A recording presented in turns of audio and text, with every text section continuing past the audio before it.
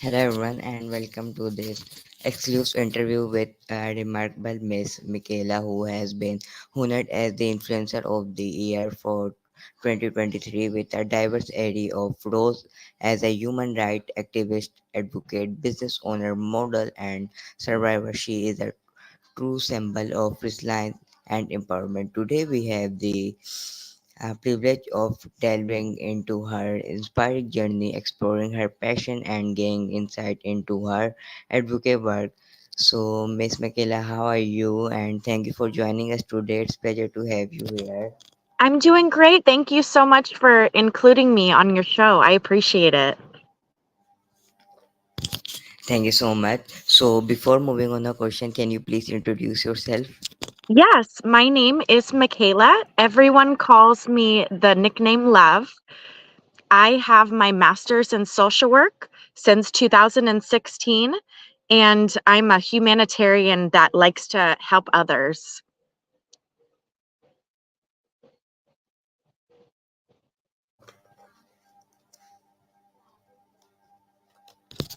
Okay. So first of all, congratulations on being named Influencer of the Year for 2023. So, what does this recognition mean to you personally? I'm just so thankful for that honor that I received. And to me personally, it means that we have to keep doing good and doing the work, whether we get recognized or not, because it's still very important to others and to ourselves. So I think for me, it was very helpful getting that recognition because it just makes me want to continue working harder and continue fighting for human rights issues that I'm passionate about.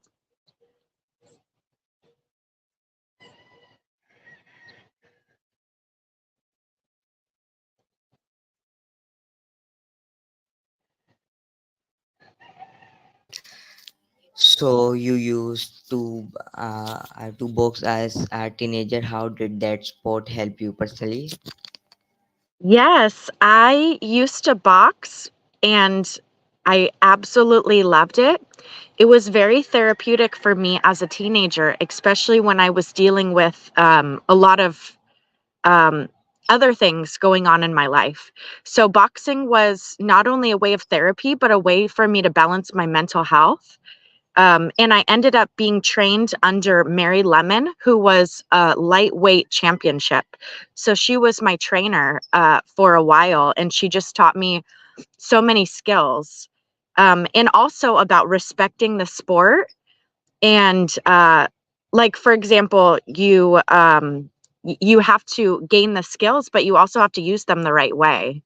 You can't just go around like fighting people. So I just really appreciated learning that as a teenager.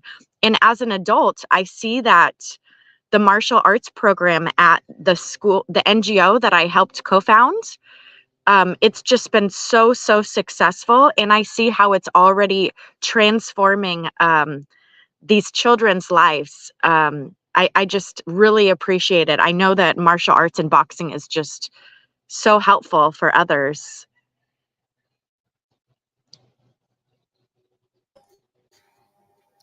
All right. So, what are some activities you do balance to your workload and mental health? Yes, I really like to go to the beach and I like to practice being mindful. So, usually, when I wake up in the morning, I will spend usually from a half an hour to sometimes an hour or two, and I will work on my mental health. So, that might be looking up positive quotes, uh, listening to music that sparks like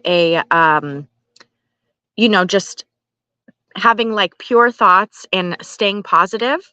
And I like to start my day out like that every single day.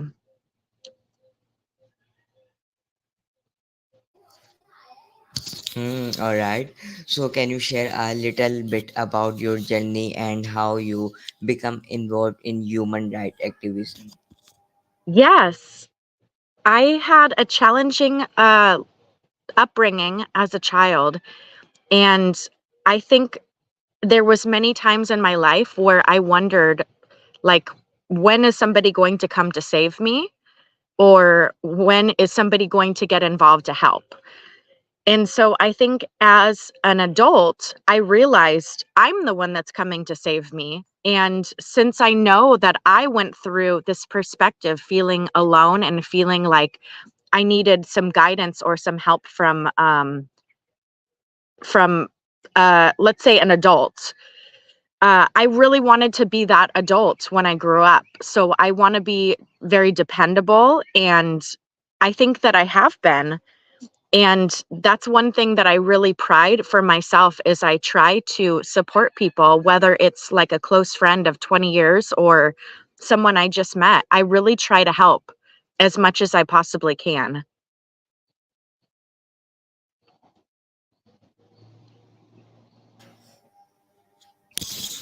Okay, so as an influencer, what message or cause do you feel most passionate about promoting?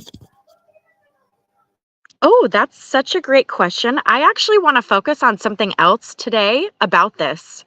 And I think that one thing that we're faced with at this day and age is we're faced with this false sense of what beauty is.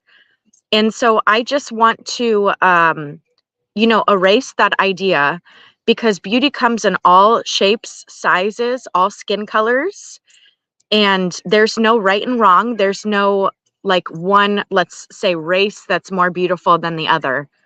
So I would like to push the fact that we are all beautiful in our own shape, form, and even if we have imperfections, even if we have a mole or stretch marks or a birthmark, it doesn't matter. You could still be beautiful.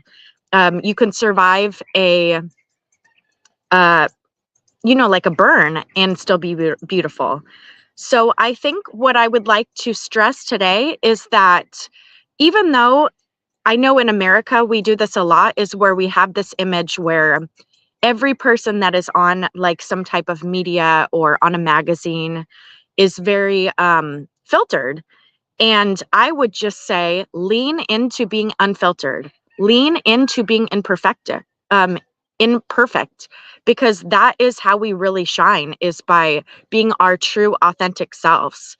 We don't need to pretend to be something that we're not, because nobody's perfect. Even these models that we see on magazines or on TV, they are all filtered as well, and they have imperfections.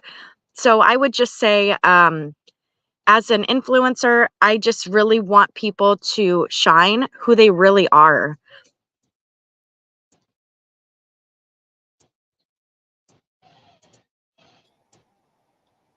All right. So, how do you balance your roles as a human rights activist, advocate, business owner, and model? This is a really challenging thing in my life, and it's something that I constantly work on.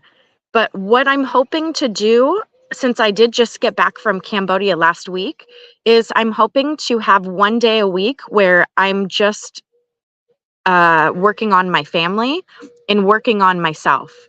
And then the rest of the days, I'm working on balancing everything and running my businesses and expanding my network. But I think that there needs to be time off. And I think in our society, we have this pressure of being available to others full time. And the truth is, this didn't used to be an issue a few decades ago. A few decades ago, barely anyone had cell phones. And if somebody left for the day, you wouldn't hear from them until they arrived back at their house at the end of the day. And that was just common, and that was the norm.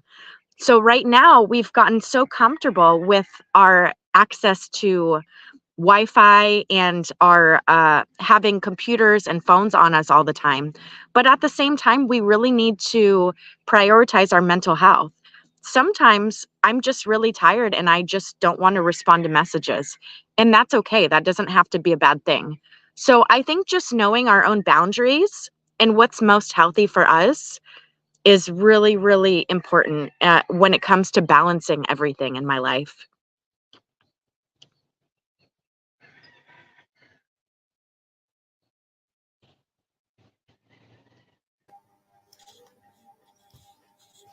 All right. So, can you tell us about a specific human right issue that you have worked on recently and the impact it had? Yes, I am involved with the process of after people are being deported. And so I've seen firsthand how that process affects others, specifically in the Cambodian community in Cambodia. And I feel that there's just a lot of improvements that we need to make as a whole, not just in Cambodia, but as a whole, just with this process. For example, some people were deported with just very, very small charges that are legal now. So I think there needs to be a better system. And I feel the same way when it comes to Border Patrol and having an open versus closed border. I think that these are all issues that we need to get more social workers involved with. And we need to start thinking about how we can solve the problem immediately. Because sometimes we're letting people take 7 or 8 years to get approved, and that's not okay. There's people that are waiting with medical conditions. There's people that are literally at the border that are facing dehydration. So I think this is something that as a society, we need to prioritize and we need to try to actually fix long term.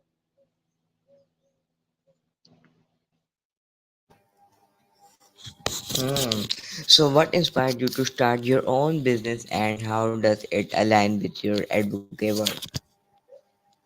Yes. So in 2000 and I think it was 2016, maybe. I could be wrong on the year. But my family actually survived through the lilac fires. And when that happened, my house was burnt down completely. And so, with that, I realized how amazing the community came together to help me and how effortless it was.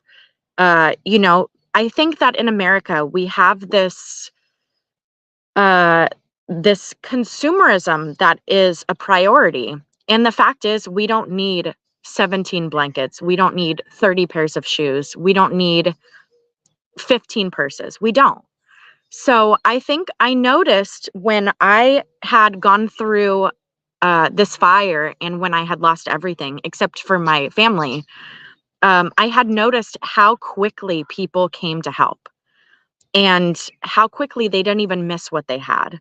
I had people giving me like Louis Vuitton purses and really fancy Prada sunglasses, and which isn't to say anything, but it's to say that we've become so obsessed with these brands that we really don't need them. We can just gift them away immediately.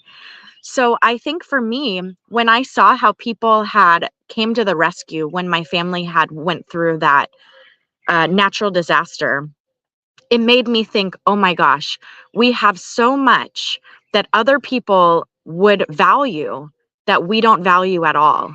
And it made me think about consumerism a lot different. And it made me think about materialist things that we have a lot different. So, with that, I started helping just in my neighborhood. And we were first helping veterans, and so this might be like having an event for veterans and their families at the community center.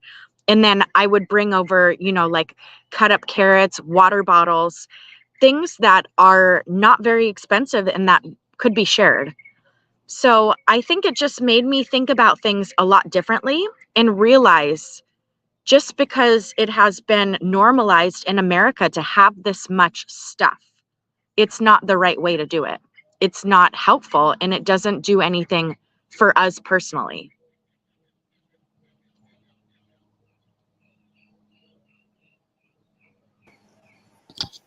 Okay, so being a survivor is a significant part of your identity. Can you share some of the challenges you have faced and how you have overcome them? Yes, I think that one of the biggest things that I face, I would say daily, is having boundaries. And this is also a challenge when it comes to dating or dating someone new. So I would say that one thing that is challenging, but I have accepted it, is just stating if I'm in a dating situation, hey, this is what I need personally. This is something that would be helpful to me. This would make me feel secure and confident in this relationship, and seeing if people respect my values and my boundaries. So I've noticed that I feel more empowered if I state what I need from the very beginning. And this could also be like in a work relationship, right? With like, let's say a partner at work. Um, I could say, hey, I don't really like to respond to messages after 8 p.m. Could you message me tomorrow instead? And so I think it's just about being assertive and knowing what we need specifically and what will help us thrive as individuals.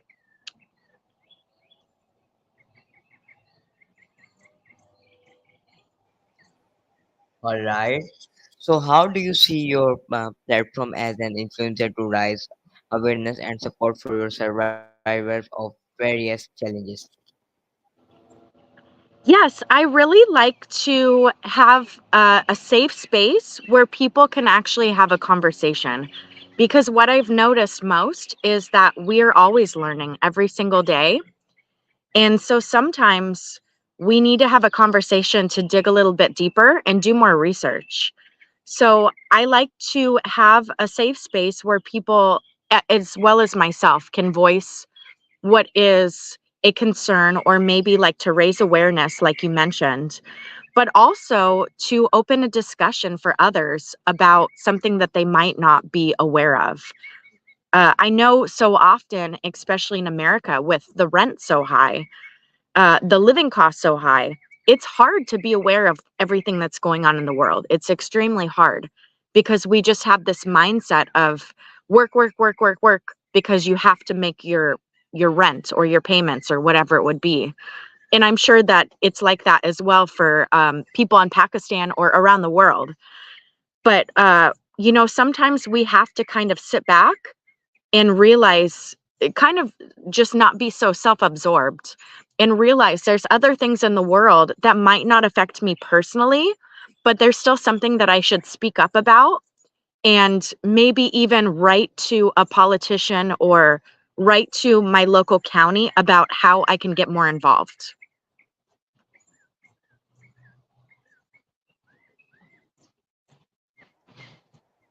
All right. So, can you describe a moment in your advocate work that had a profound impact on you or those you were helping? Yes, I can. So one situation that comes to mind was about 3 years ago. And what happened was, I am on the board with the Oceanside Homeless Resources, which is now called Love on the Ground. And the CEO, Vanessa, had mentioned, hey, can you please go to this meeting? It is for somebody who's running for city council. And this meeting is about the homeless, the homeless problem. Okay. So I went to this meeting, and on the flyer, it talks about like, how can we solve homelessness? What are solutions to this problem? Uh, and so when I arrived, I was really shocked by what I saw.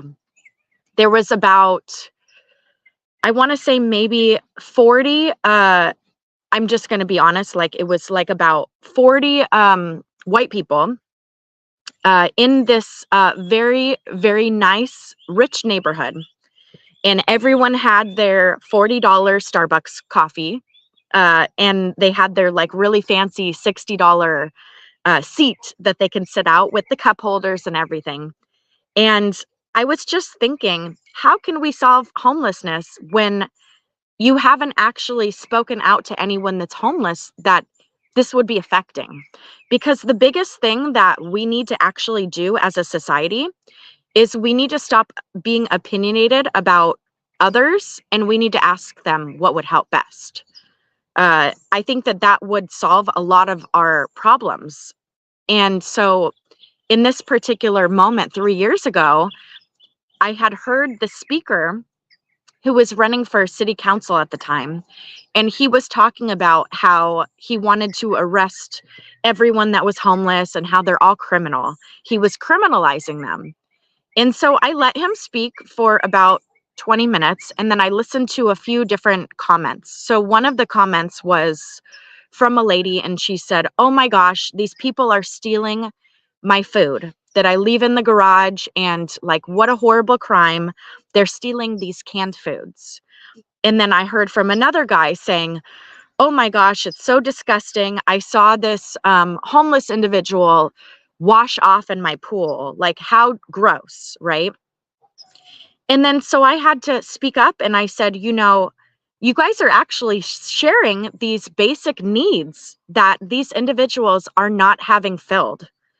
People need to be able to have food. People need to be able to feel clean and to be able to apply for jobs looking good.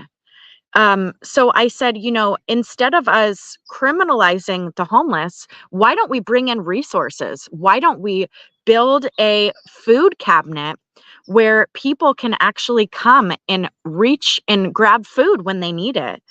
And everyone was so mad at me. They immediately said, "Well, why don't you take the homeless to your house?" And I said, "You know what? Actually, I've had a handful of people that were suffering from homelessness as my roommates, and they all paid on time. They all did what they could to not be homeless." So I think that at the end of the day, we need to just give people a chance because we don't know their story. We don't know their struggle. Personally, I've been working with the homeless for over, it's almost been about 20 years. And what I've noticed is that a lot of times they might be homeless over something like a work injury. And instead of this, going to their work and saying, "Hey, I'm a construction worker. I was just hit by, a piece of wood in the head, and now I'm having these issues." A lot of people just ignore it. And what happens is they ignore it until it gets so bad, their injury, until it gets so bad. And then by that point, when a work feels that they might get sued or they might be held accountable for this work injury, they will fire these individuals. And then this person is left with no medical health insurance, because I'm not sure uh, what you know about, like, in the United States, but a lot of people, their health insurance is tied into their jobs. So if you lose your job, you lose your health insurance. So sometimes these jobs really depend on the fact that people don't know their full rights. They don't know their legal rights when it comes to holding these worker, this agency or like a job, a company accountable. So just within a few weeks, they might be having a huge income and working at this huge job. And now all of a sudden, they have to pay for these doctor's visits out of their pocket, and now all of a sudden they might be blind in one eye from a work injury and they can't get a job anymore. So I've noticed that not only are is mental health a problem when it comes to the homeless, but also it's people not knowing their rights. It's not knowing what companies can help them out of this. It's not knowing where they can seek the help. And instead, we are turning a blind eye and we're saying, "Oh no, these people are homeless." And that's not right. We need to fight to help them get back on their feet again, just like people have done for me and my children.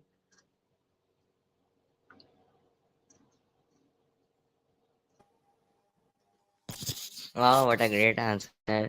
So thank you so much, Miss, for your valuable time for the interview. I hope everybody also learned something new with you. Thank you so much again. Thank you. I appreciate your time. I am very thankful to you to coming in my show and giving me valuable and precious time. Thank you so much. Thank you. Thank you.